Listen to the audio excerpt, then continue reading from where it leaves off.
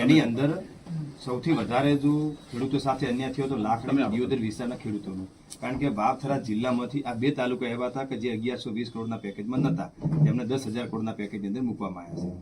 તો આ વિસ્તારની અંદર થરાદના પટાના વિસ્તારનો બી ઘણા બધા છે, જે રા તાલુકાના ગામો છે, આ બાજુ લાખણીથી આ બાજુ તાલુકાના થરાદ તાલુકાના ગામો છે, કે 44,000 સહાય જે આપવાની હતી એની જગ્યાએ કે 2500, 3,000, 3500, 8-9,000 રૂપિયા સહાય ચૂકવવામાં આવે છે. તો આ છે ખેડૂતો સાથે અન્યાય ક્યાં. મને બીજો મુદ્દો એમની અંદર એવો હતો કે ક્યાંક સરકારી તંત્રના અધિકારીઓ જ્યાં વીસીથી મોડી અને ખેતીવાડી અધિકારી ધારાસભ્ય સુધીની વાતોની અંદર એવું મળ્યું કે તમને સહાય એ મળવા પાછળ જેને સર્વે થયું હોય એ તમે ફોર્મ ભર્યા. આવા 80%થી વધારે ખેડૂતો છે હજી સુધી.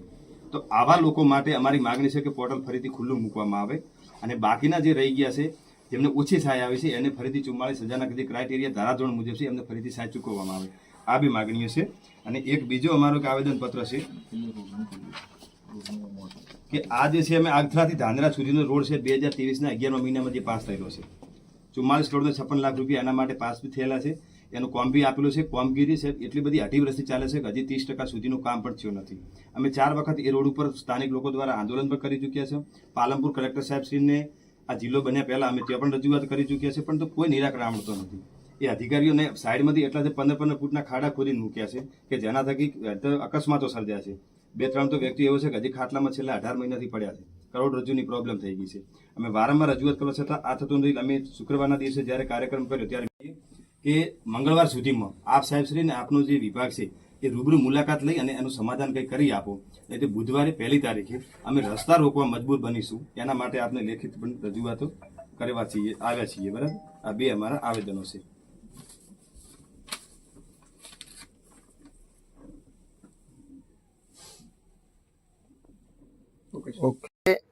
અમે અહીંયા વાવથરા જિલ્લાના કલેક્ટર સાહેબને આવેદનપત્ર આપવામાં આવ્યા હતા.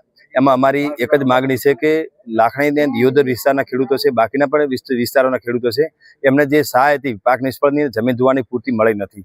ક્યાંક કોઈને ફોર્મ ભર્યા છે તો સહાય નથી આવી, કોઈ કે ફોર્મ ભર્યા છે સહાય આવી છે તો 2500, 3,000, 3500, 8,000 આવી સહાય આવે. જ્યારે સરકારે 44,000ની જાહેરાત કરી હોય અને જો 5,000 રૂપિયા, 8,000 રૂપિયા સહાય આપે એ તો બાકીની સહાય ગઈ ક્યાં. એટલે સરકારશ્રીને અમે વિનંતી કરી છે, આવેદન છે કે જે લોકોને સહાય તમે જે ફોર્મ ભર્યા છે એને આપી છે અને બાકીની એ નથી મળી જે રકમ એ ખેડૂતોના ખાતામાં નાખવામાં આવે અને ફોર્મ ક્યાંક સરકારી અધિકારીઓ દ્વારા અફવાઓ ફેલાવવામાં આવી.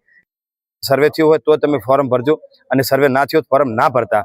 તો આવા લોકો સર્વે તો કોઈ જગ્યાએ થયો જ નહોતું, તો આવા ખેડૂતો રહી ગયા કે ભાઈ ફોર્મ ભરવાની જરૂર નથી. એ ખોટી અફવાના કારણે અને એમના લીધે ખેડૂતો 80%થી વધારે વંચિત રહી ગયા. એ તમામ ખેડૂતોને ફરીથી પોર્ટલ ખુલ્લું મૂકી અને એવા લોકોને ખેડૂતોના ખાતામાં સહાય નાખવામાં આવે એના માટે અમે પણ આવેદનપત્ર આપ્યું છે. આપણે ચોમાસું પાક નિષ્ફળ ગયો એ બાબતે મુખ્યમંત્રી સાહેબે બોલ્યા કે ભાઈ 44,000 દરેક ખાતા દીઠ ખેડૂતને સહાય મળશે. એ સહાય નથી મળતી. લોલીપોપ કરીને 2500, 2,000, 5,000 રૂપિયા આપી અને ખેડૂતોનો બધા ખાતા અડધા 50% ખાતા તો બાકી રહી ગયા છે અને 50% ખાતામાં સહાય અમુક ટકા મળી છે, અમુક ટકા નથી મળી. ખાલી માત્ર 5% પ્રમાણે ખેડૂતોને સહાય મળી છે અને ખેડૂત 44,000 જે મુખ્યમંત્રી સાહેબ બોલ્યા હતા એ તમારે સહાય મળી.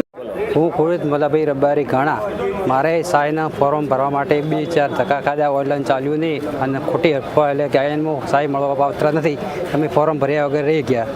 આ માટે ફોર્મ અમારે લેવા રજૂઆત કરવા બાબત ખોટી અફવા બધી કે આ ફોર્મ ભરવા કોઈ આવશ્યક કશું